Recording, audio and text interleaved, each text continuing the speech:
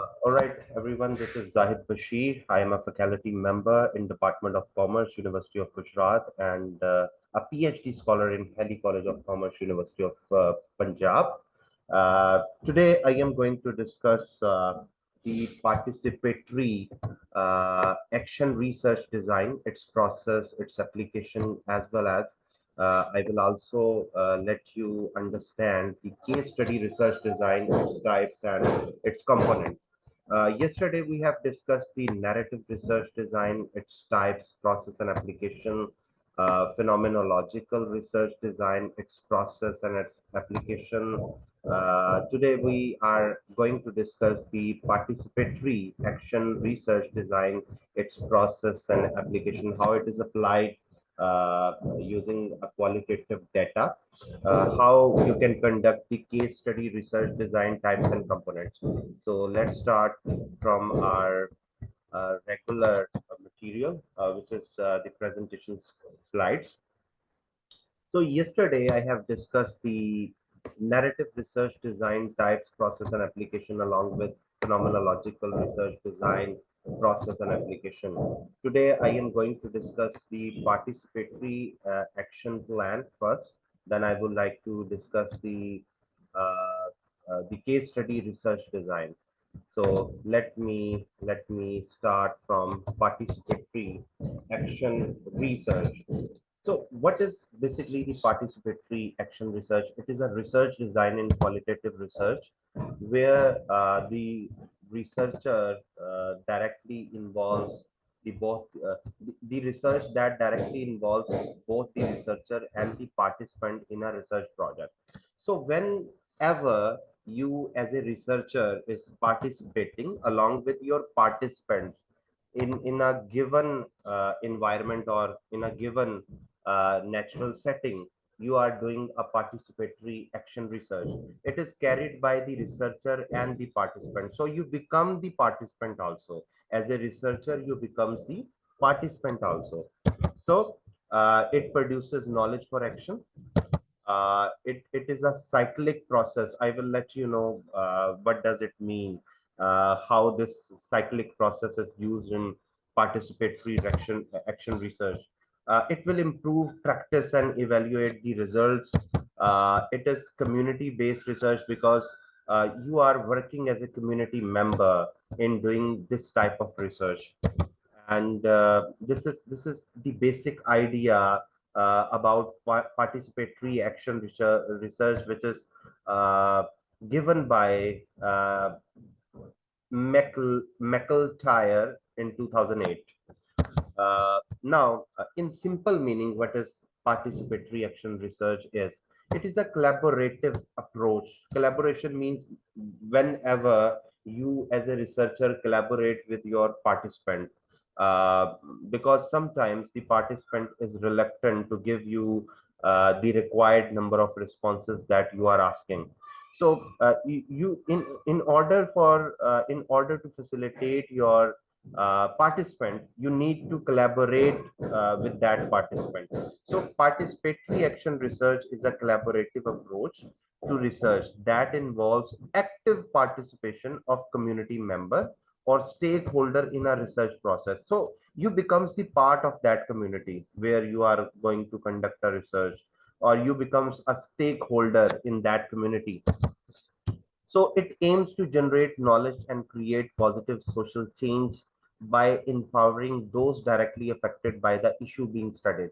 So whenever you are going to conduct some research using participatory action research, you are going to study some issue, and the people who are affected by that issue are basically the participant. So you become the part of that process. As a researcher, you become the part of that process, and you are basically participating with those people who are affected by that issue being studied. So participatory action research emphasizes collaboration, co-learning, and collective action with the goal of addressing real world problem and promoting social justice. So this is a kind of participatory action research. Here you can see the researcher has become a part of a community. There is a community of people the participant from you would like to collect some data, or you would like to observe, or you would like to record their experiences, their stories, or something else regarding an issue. So you becomes the part of that community in order to understand the real issue. So it is a type of collaborative research activity where the participants and the researchers becomes the part of a community in order to study that particular phenomena. So participatory action research, I need to give you some practical example of it. For example, you would like to study enhancing workplace culture in a company. You would like to enhance a workplace culture in a particular company, and imagine a company that is experiencing high turnover rate. Here, turnover means employee turnover. When there are a lot of employees leaving a particular organization, but the reason is unknown to the company and also to the management of that company. So a company is experiencing high turnover rates. It means a large number of people are leaving that organization. uh, Low employee morale of the employees not very high. Dissatisfaction among staff member may be dissatisfied with their salary, or with the working environment, or with something else. So in order to understand the real problem of these staff members, why they are leaving, why their morale is down, why they are dissatisfied, you need to become the part of that community. You need to become the part of these staff member in order to understand their real issues. So a human resource manager decide to initiate a participatory action research project to address these issues that is highlighted above. So to address these issues, an HR manager decide to initiate a participatory action research. These issue collaboratively with employees. So you need to become a collaborative member of these employees as a HR manager in order to understand what are the real issues. And by doing this, you can significantly note down or significantly experience whether the high turnover rate is due to some reason, due to some financial reason or environmental reason, why the employees are facing low morale, why they are dissatisfied. So you need to do this activity as a HR manager. So what is the process, how you can start the participatory action research? The first stage is initial engagement and collaborative planning. You need to plan something in order to engage yourself with that particular group of people, like employees of that organization. So here the HR manager is basically the researcher. He need to collaborate with employees of that organization. So the HR manager invite employees from various departments like accounting department, finance department, marketing department. So he need to invite a number of employees from different departments and levels of the organization to participate in a series of focus group or brainstorming sessions. So what he need to do next? Together, they identify key concerns and challenges related to workplace culture, communication, leadership, and job satisfaction. So they actually brainstorm. They will do this activity in a focus group. Remember, I have told you about the focus group, that this is a group of people that basically give responses on a particular phenomena. They are the group of people that gives their own responses. You may have different responses from different people relevant to a particular phenomena.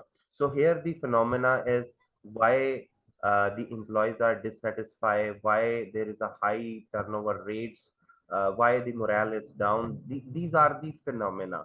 So in need to study these phenomena, you need to have a group of people in a focus group, and they need to brainstorm why the organization is facing these challenges and how we can how we can tackle these issues in order to reduce the turnover rates, in order to reduce the employee morality lower down, in order to reduce the dissatisfaction among employees.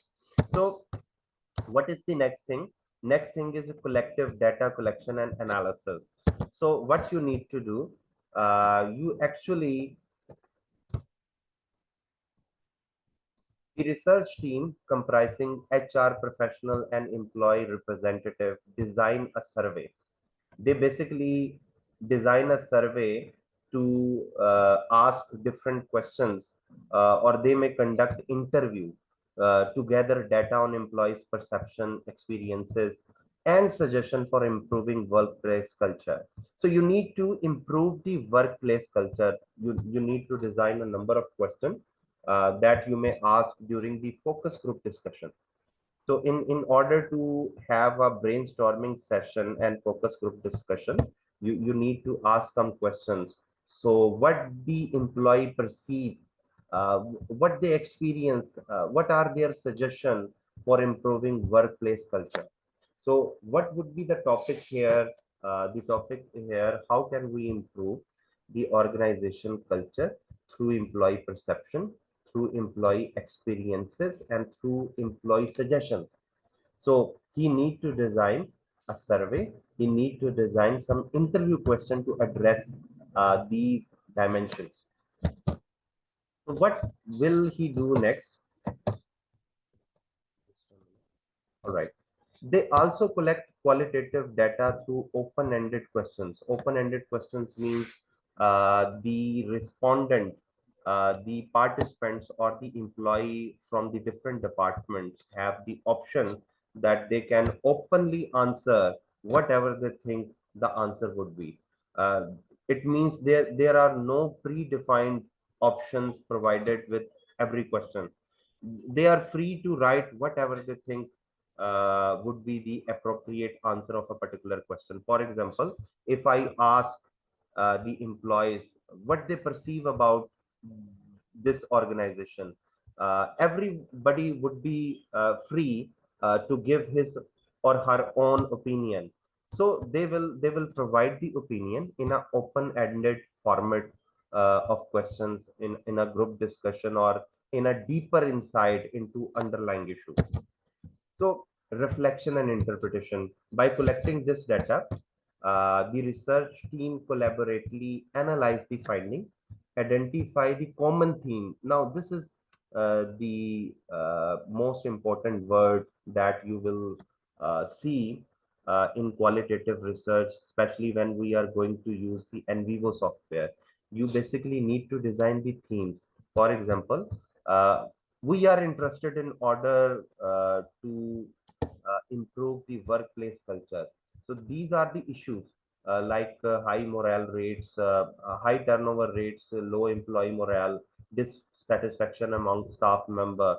So when we take an interview in an open-ended format, we came to know some common reasons or common themes why the employees are dissatisfied, why they have low employee morale. So some of them would be giving some common themes, some common perceptions.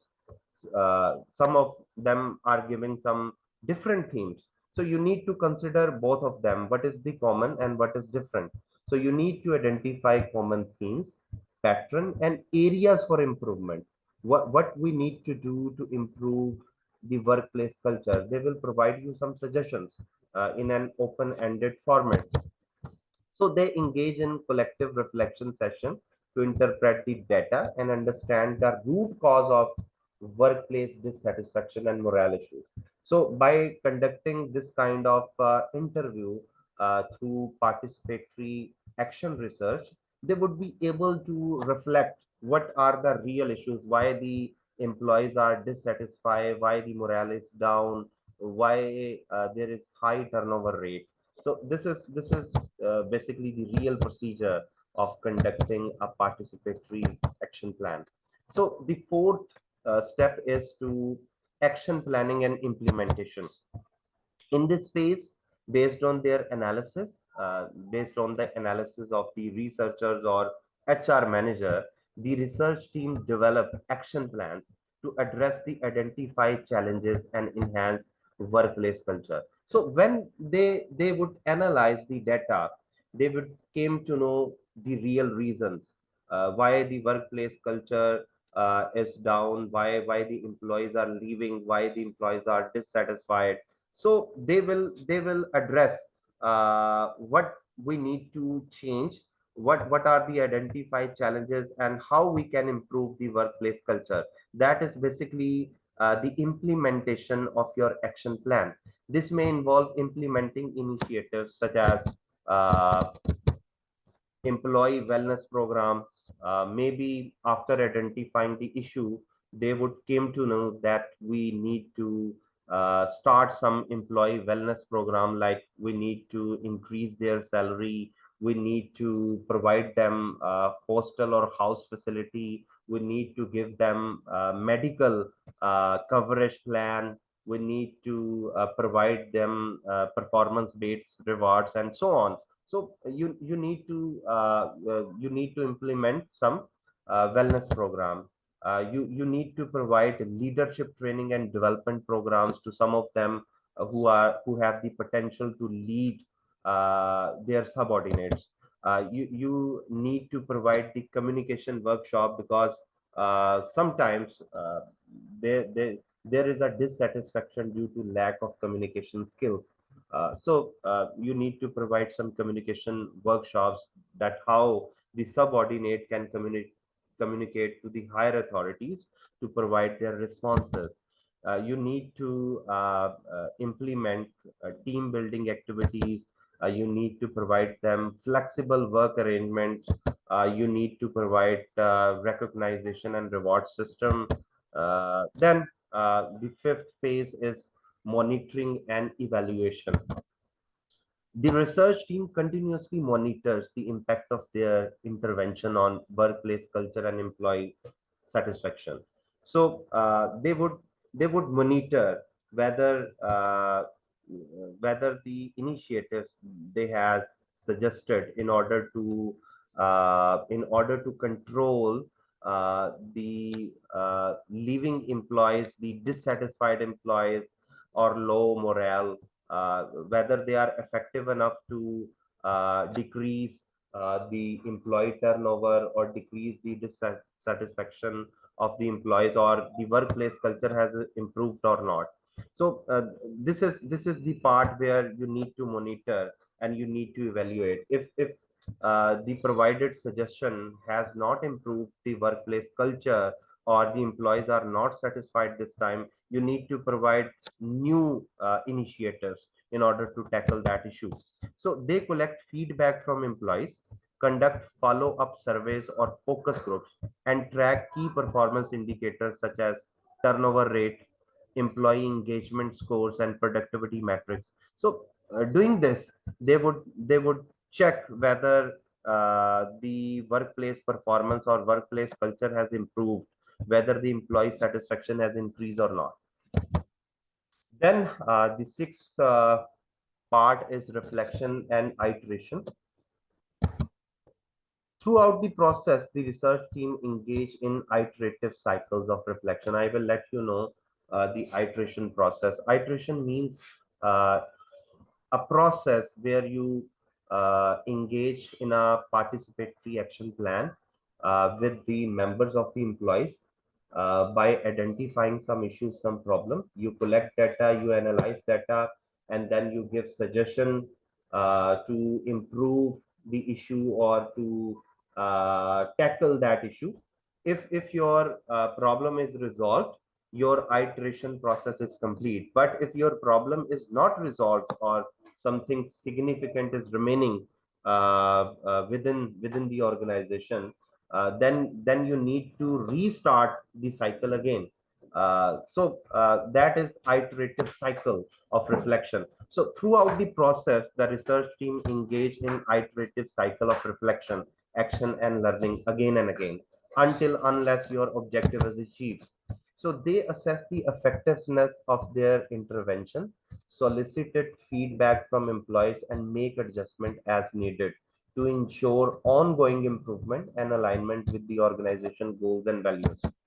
So, by engaging in participatory action research, the company empower employees to actively participate in the improvement process, fostering a culture of collaboration, trust, and ownership.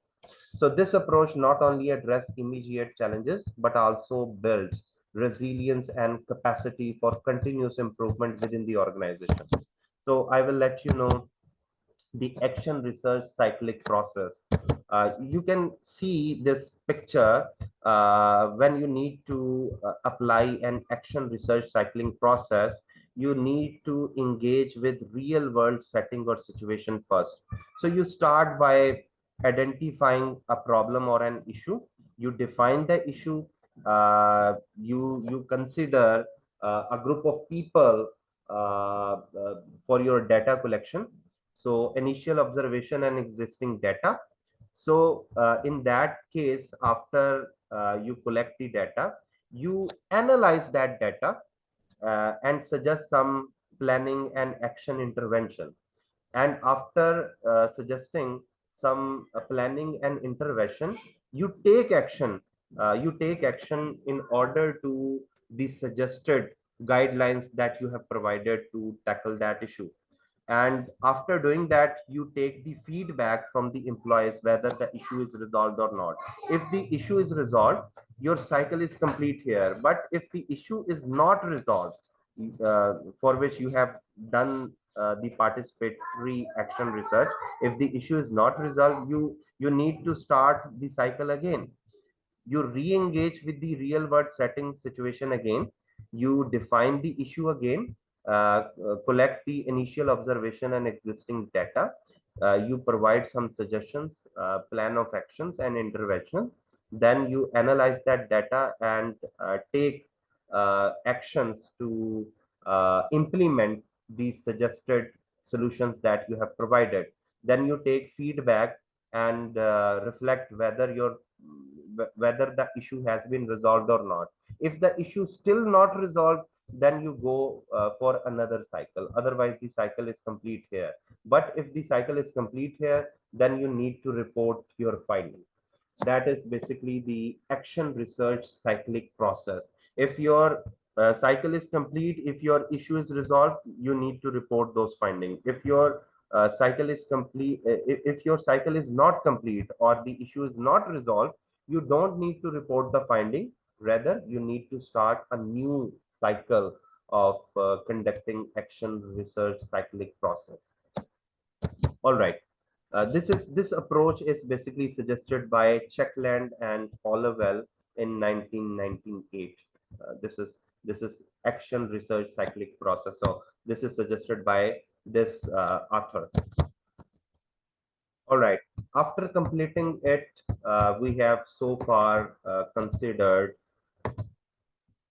narrative research, its type, process and application, phenomenological research design. Then we have considered participatory action research design today. Now I would like to start the second phase of research design, the other three research designs. The most important, the fourth one, is basically the case study research design. This one, we have completed the first three basically, and we will cover this case study research design also today. And the remaining two, ethnographical research design, types and process and application, and grounded theory, tomorrow hopefully we will cover these two. After which our research design in qualitative research will complete, and we will cover this part next week because tomorrow is Friday, the last working day for this week. So let's complete the case study design. What is basically the case study research? So in this topic, we will cover case study research design and its application. It is basically recommended by methodologist Yen 2014. I will discuss the what is case study research design, what are its type, and what are its components. So as a trainer, I would like to share you what is case study research design. A case study is an empirical inquiry that investigate a contemporary phenomena in depth and within its real life context, according to Yin 2014. So whenever you are going to consider a real life context within a particular organization or within a particular thing, that becomes a case study research. So a case study is an intensive analysis of individual unit. You can consider a case study relevant to a person if that person is worthy enough to consider for the case study. You can consider a case study for a group of people, for a particular group or particular, you can say, organization. You can consider a case study for a particular event. So you can consider a case study for any of these things, stressing the development factors in relation to the context. So there should be a context, and there should be a particular group or particular person or particular unit of analysis where you want to conduct a case study. So according to Yin 2014, then a simple meaning of case study would be: case study research design is a qualitative research method that involves in-depth exploration and analysis of a particular phenomena within its real life context. So there should be a real life context and there should be a particular phenomena that you need to resolve. In this design, researcher focus on a specific case or a multiple cases. There might be a single case or there might be multiple cases to gain a comprehensive understanding of the issue under investigation. So normally in our domain, we need to consider the case study relevant to a particular person or relevant to a organization. So what are the characteristics of a case study research design? The first characteristic is basically its focus on a specific case. So case study research typically involves the examination of a single case or a small number of cases. So this allows researcher to delve deeply into the detail of the case and explore its complexity. The second characteristic of the case study research design is that case studies are conducted in real life setting.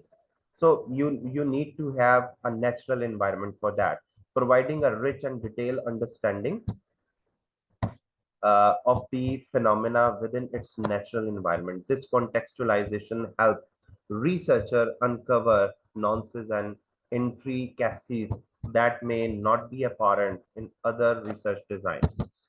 The third characteristic of case study research design is the data collection method. Researcher collect data through various methods such as interview, such as observation, such as document, such as archival records. Multiple sources of data help researcher triangulate their finding and ensure validity and reliability of their conclusion. The fourth characteristic of this research design is holistic perspective. Case study research aims to provide a holistic perspective by examining multiple aspects of the case. You need to consider your case by examining from the different angles, including its history, its context, its stakeholder, its outcome. This comprehensive approach allows researchers to capture the complexity of the phenomena under investigation. Then it is an inductive approach.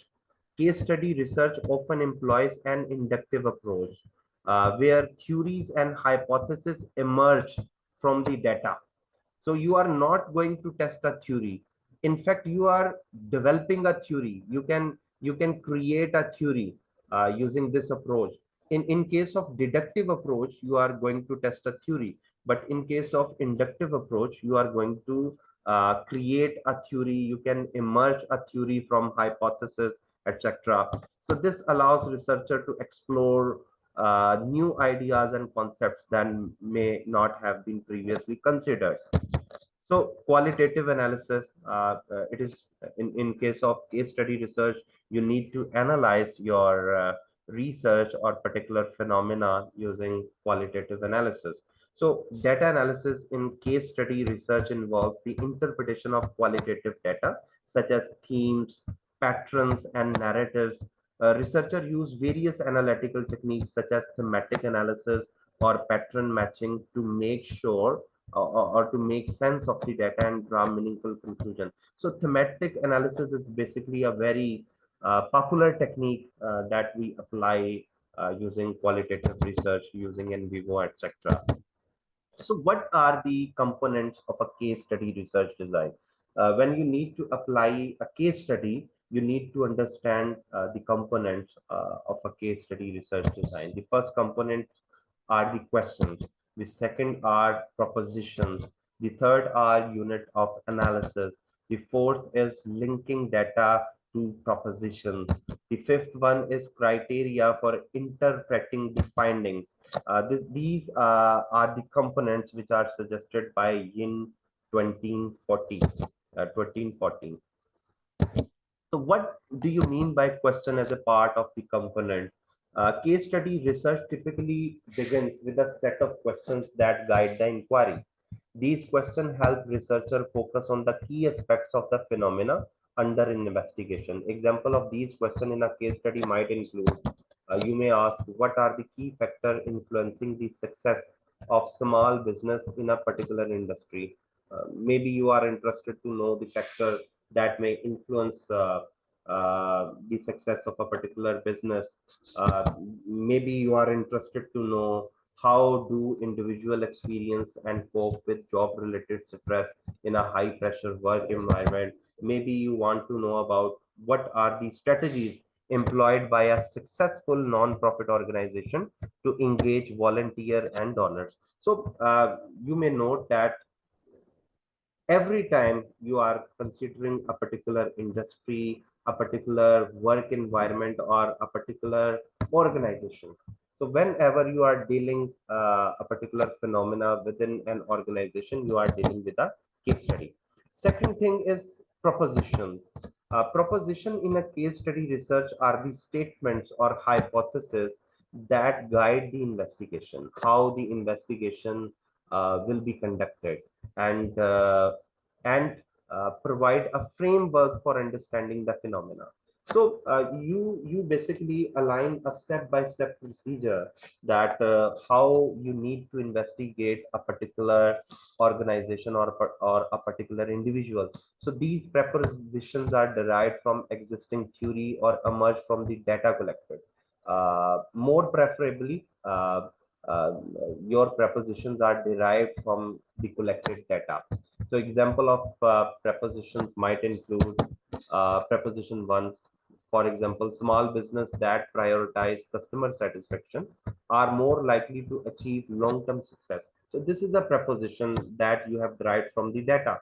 The data is basically indicating that small business that prioritize customer satisfaction are more likely to achieve long-term success. You may prioritize data, collected data, and you came to know that individuals with strong social support network are better able to cope with job-related stress. Preposition third, non-profit organizations that utilize social media effectively experience higher level of engagement from volunteer and donors. So there is a difference between proposition and hypothesis. The hypothesis is basically established to test, and for testing the hypothesis, the data is collected. While in case of proposition, you collect the data first, and by the collected data, you create the propositions. It means in case of proposition, the data will be collected first and then you will create the proposition. But in case of hypothesis, you create the hypothesis and then you collect the data, and will find out whether your hypothesis is basically accepted or rejected. So third one is unit of analysis.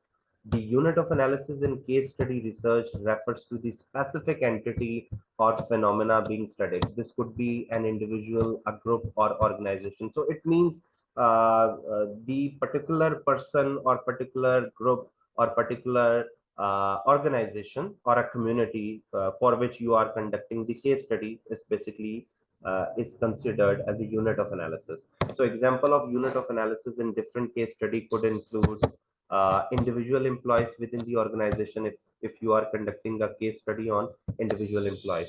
Uh, a specific small business, if you are conducting a case study on that particular business. It may be a particular community that may be affected by natural disaster.